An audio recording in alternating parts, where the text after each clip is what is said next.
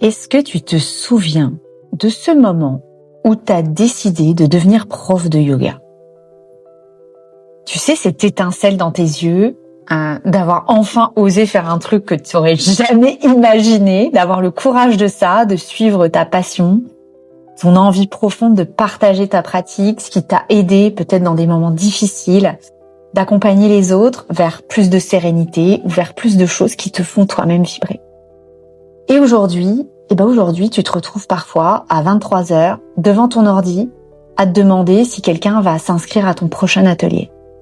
Alors, tu fais quoi? Tu scrolles sur ton Instagram en voyant tous ces profs de yoga qui semblent avoir tout compris, qui ont plein de followers, et toi, tu te sens seul. Tu te sens seul dans ce que tu fais.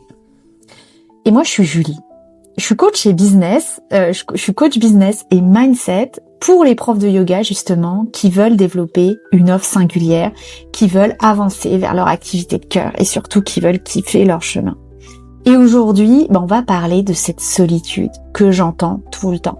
Cette solitude dont personne ne parle vraiment, mais que toutes les profs de yoga ressentent. Celle de l'entrepreneur qui doute, qui se sent isolé et qui a parfois juste envie de tout laisser tomber, de tout abandonner. Donc si tu te reconnais dans ces mots, reste vraiment avec moi parce que je vais te partager non seulement ce que j'ai observé chez des dizaines et des dizaines de profs de yoga que j'ai accompagnés, mais aussi 2 actions ultra concrètes que tu vas pouvoir mettre en place dès ce soir pour pouvoir sortir enfin de cette solitude. Déjà, laisse-moi te dire quelque chose que je suis sûre que tu as besoin d'entendre. Cette solitude que tu ressens, elle n'est pas un signe que tu n'es pas faite pour l'entrepreneuriat. Et ça, c'est hyper important que tu écoutes ça. En fait, c'est plutôt le contraire. C'est le signe que tu es en train de construire quelque chose qui te tient vraiment à cœur, mais que personne ne t'avait prévenu. Et personne ne t'avait expliqué comment ça se passe. Alors peut-être qu'on t'a dit, que des profs t'ont dit, mais suis ta passion, deviens prof de yoga, vas-y, essaye, tu verras, ça va être une belle aventure, tu vas changer des vies. Mais on t'a jamais dit que l'isolement fait aussi partie du chemin et que l'entrepreneuriat, on vit souvent ça dans l'entrepreneuriat. Et quand tu étais salarié, c'était plus simple. Alors oui, tu te sentais moins libre, mais par contre, quand tu étais salarié, tu suivais juste ce qu'on devait te dire. Ou quand tu suivais juste des cours, t'étais pas seul parce que tu suivais juste ce qu'on allait te dire aussi. T'avais aussi, quand t'étais salarié, que tu donnais des cours, que tu prenais des cours de yoga, t'avais des collègues, t'avais une communauté dans ton travail. Et maintenant, même si tu connais d'autres profs de yoga, tu te sens seul à prendre surtout toutes les décisions qui peuvent amener aussi des répercussions dans ton activité.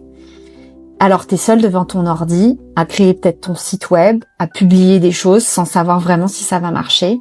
T'es seul à te demander quel tarif tu vas mettre à la rentrée pour ton nouveau programme, peut-être de yoga, peut-être pour l'atelier que tu vas faire le mois prochain. T'es seul à gérer le fait que personne ne répond à ton dernier post, personne ne like. T'es seul à devoir gérer ton planning entre ta famille et tes élèves. T'es seul face à ton comptable qui te parle d'un langage que tu comprends même pas et qui comprend pas ce que tu vis. Et le pire, c'est autour de toi, les gens comprennent pas vraiment. Ils pensent que être prof de yoga, c'est être zen tout le temps, c'est de faire que ce qu'on aime.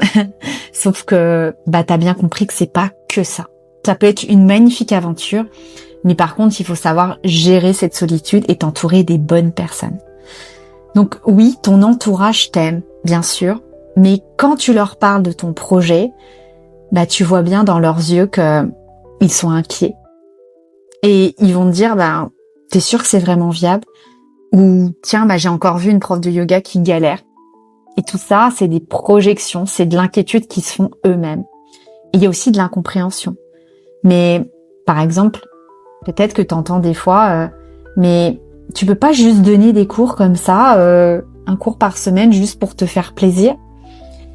Et tu vois tout ça, tout ce que surtout si t'es hypersensible, tout ce que tu vas entendre des autres, leur inquiétude parce qu'ils connaissent pas du tout ce milieu, parce qu'ils sont pas là-dedans. Bah tu vois, ce scepticisme, il est souvent déguisé en bienveillance, mais c'est encore pire. Quand quelqu'un te dit bah c'est bien, mais t'as pas un plan B aussi peut-être de se lancer si ça se passe pas bien. Et toi, bah tu te retrouves à défendre ton rêve en permanence, à être à contre-courant de tout le monde qui ne croit pas en toi et ton projet, au lieu de pouvoir célébrer tes avancées, célébrer tes petits pas, parce que tu te sens seul.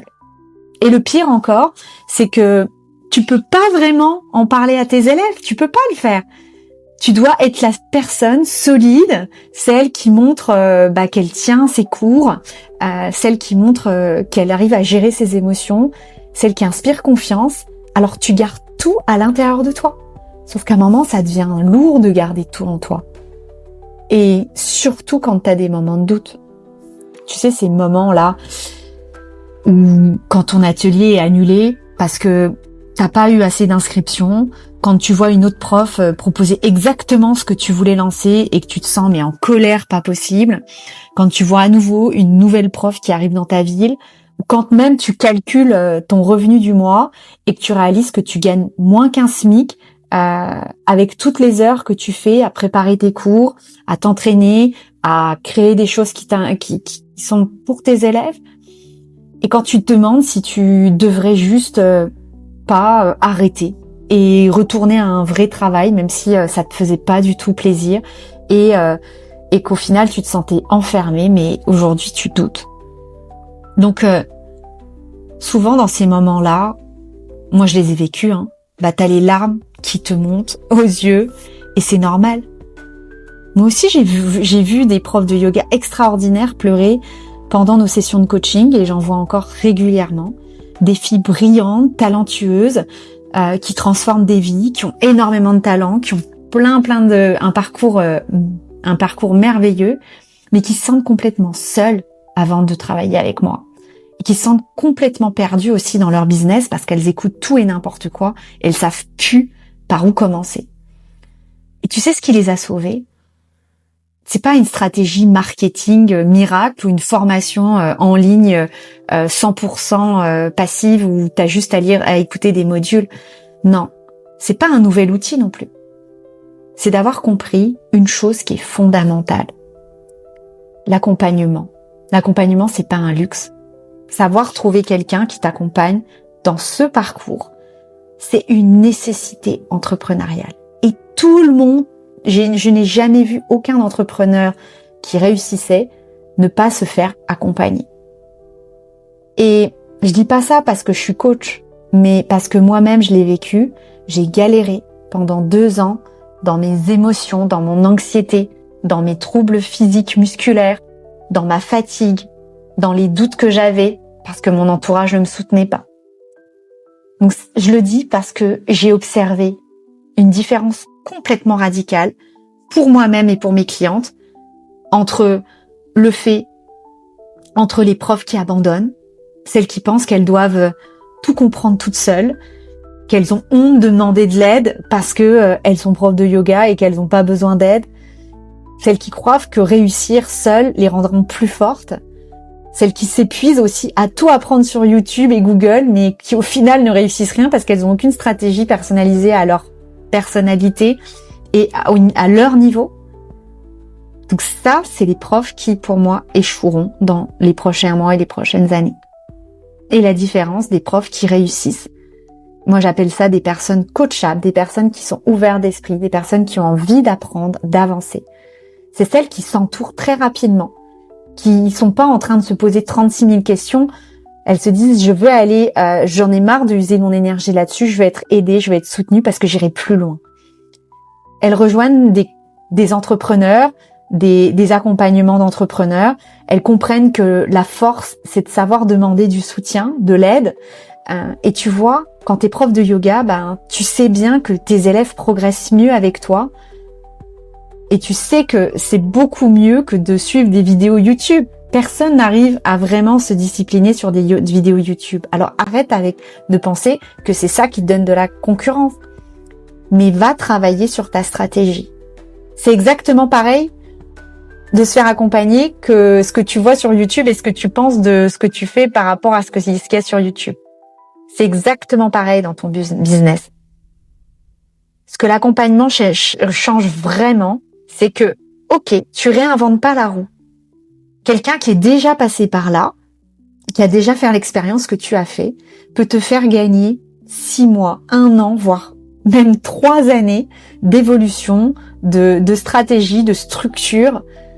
Et là, tu vas éviter toutes les erreurs qui vont te coûter une blinde, qui vont te coûter de l'énergie, qui vont te faire perdre des amis, qui vont te faire perdre peut-être ta relation avec ta famille, des détours inutiles qui servent à rien, ou te fixer sur des détails qui n'ont aucun sens. Toi, aujourd'hui, il faut que tu aies une activité qui soit viable et rentable. La deuxième chose, le deuxième avantage de se faire accompagner, c'est que tu as un miroir extérieur. Quand tu es seul, tu tournes en rond dans ta tête. Un coach ou une communauté te renvoie tout le temps ce que tu ne vois pas, c'est-à-dire tes angles morts, mais aussi tes forces que tu vois même pas ou que tu minimises parce que tu trouves que c'est pas humble. Donc là, tu vas avoir un feedback de personnes extérieures. La troisième chose, quand tu te fais accompagner, c'est que tu restes, tu restes sur le chemin. Tu n'abandonnes pas. C'est facile d'abandonner quand personne ne sait que tu as un vrai projet. Et avec un accompagnement, tu as quelqu'un qui croit en toi, qui te soutient, même quand tu n'y crois pas. Tu développes aussi ton état d'esprit d'entrepreneur et tout ce que tu dois apprendre pour gérer, on va dire, une entreprise et ton évolution dans l'entrepreneuriat. Parce que le business, c'est 20% stratégie et 80% de mindset.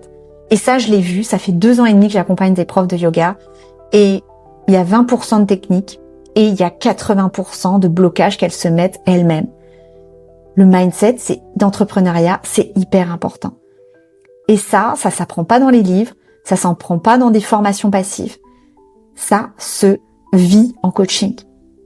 Mais attention, je te dis pas que tu dois forcément travailler avec moi. Ce que je te dis, c'est que tu dois sortir de l'isolement et tu dois trouver les personnes qui seront là pour te soutenir et pour t'accompagner. Et pour ça, moi je vais te donner 2 actions concrètes que tu peux mettre en place dès ce soir, déjà, pour pouvoir sortir de cet isolement. Prendre quoi noter, parce que ces 2 actions, elles peuvent vraiment changer ta semaine, tes émotions dans la semaine prochaine. La première chose que je t'invite à faire, c'est de penser à une personne dans ta vie qui est aussi en train de construire quelque chose. Par exemple, ça peut être une autre prof de yoga que tu connais, que tu aimes bien, ou une entrepreneur, ou quelqu'un qui a un projet créatif ou entrepreneurial. Même quelqu'un qui n'est pas dans le yoga, mais qui comprend l'aventure entrepreneuriale.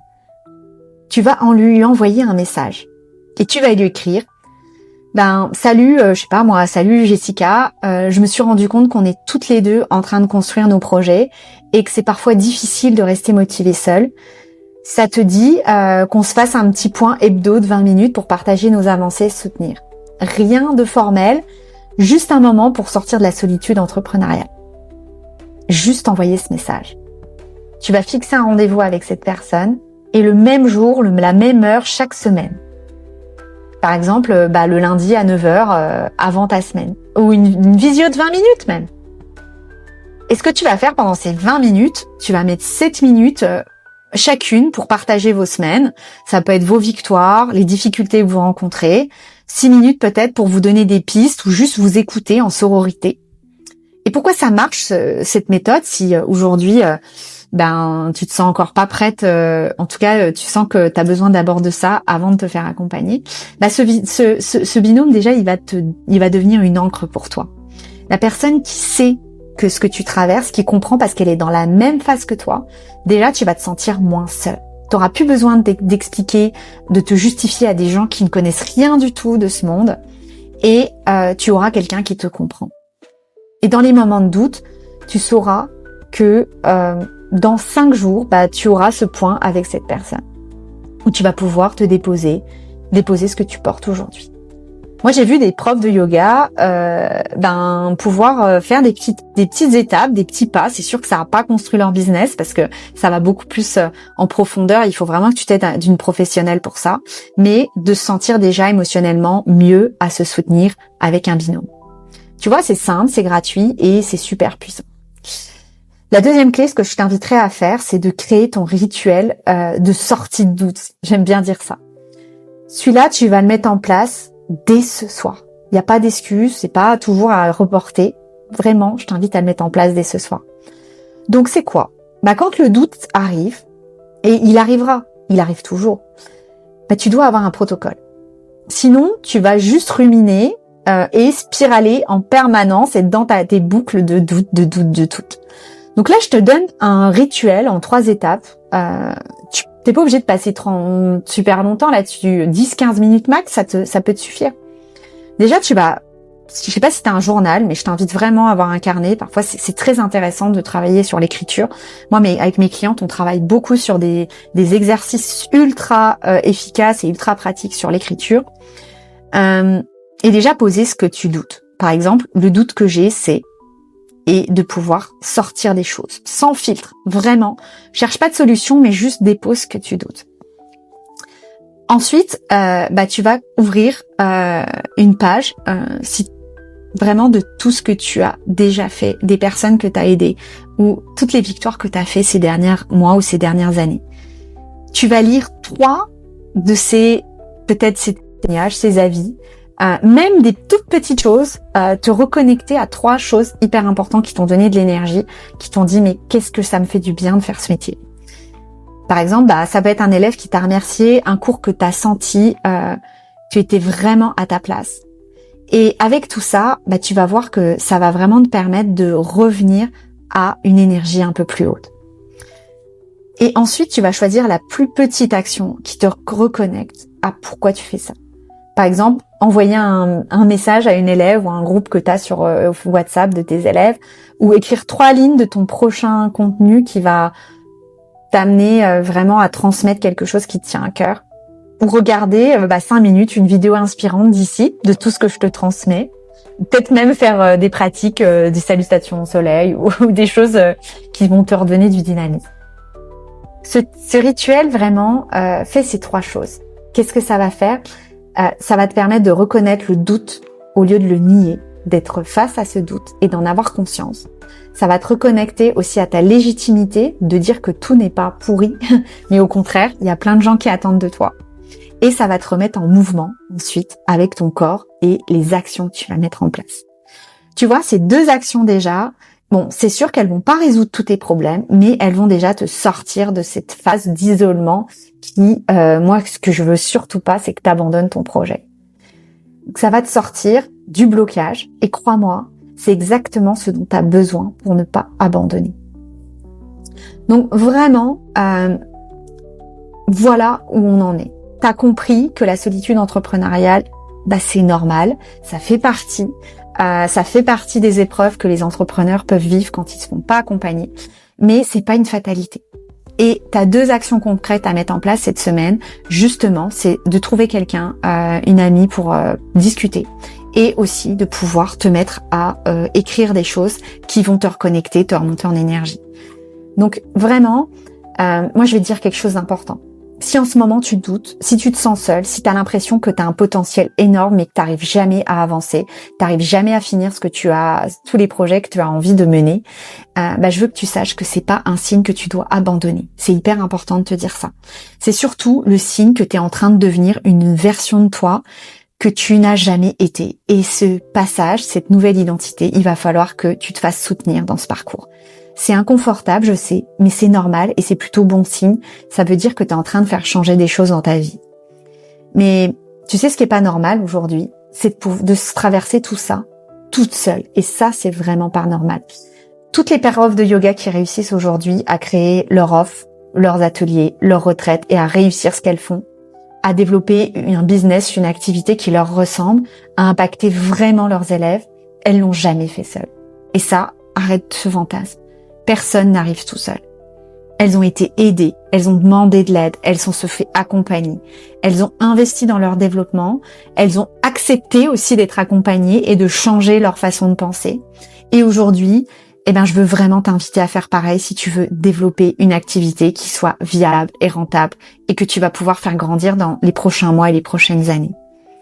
Et si tu es prête à développer une offre qui te ressemble vraiment, pas un copier-coller que on voit partout sur Instagram, à travailler aussi ton mindset d'entrepreneur autant que ta stratégie, à être accompagné par quelqu'un qui connaît les spécificités du métier en France, dans le monde du yoga, rejoins une communauté ou rejoins ma communauté d'entrepreneurs. Tu peux aussi cliquer sur ce lien. J'ai créé 4 jours d'accompagnement gratuit. Tu vas encore avoir plein de clés sur lesquelles tu vas pouvoir explorer, tu vas pouvoir tester et tu vas voir que c'est des choses très simples à mettre en place qui peuvent complètement changer ta vie d'entrepreneur dans le yoga. Et si tu veux encore aller plus loin, on peut également échanger. C'est un moment, je te propose un échange de découverte, c'est un moment où on va faire le point sur où t'en es vraiment, identifier aussi ce qui te bloque, voir ensemble aussi, moi si je peux t'accompagner, qu'est-ce que t'as à faire pour pouvoir passer à un niveau supérieur. Et même si on travaille pas ensemble, tu repartiras avec de la clarté. Parce que mon job, c'est pas juste de coacher des profs de yoga. C'est de faire en sorte qu'il y ait de plus en plus de personnes comme toi, passionnées, des personnes qui ont traversé des difficultés et qui ont réussi à se relever grâce à l'outil yoga, qui osent enfin proposer leur singularité, qui osent créer, d'aller jusqu'au bout de leur projet. Donc voilà ce que je voulais dire dans cette vidéo. Prends bien soin de toi. Mets en place ces 2 actions que je t'ai transmises dans cette vidéo. Et si tu as besoin d'un coup de main, si tu as besoin d'un soutien, je suis là. À très vite.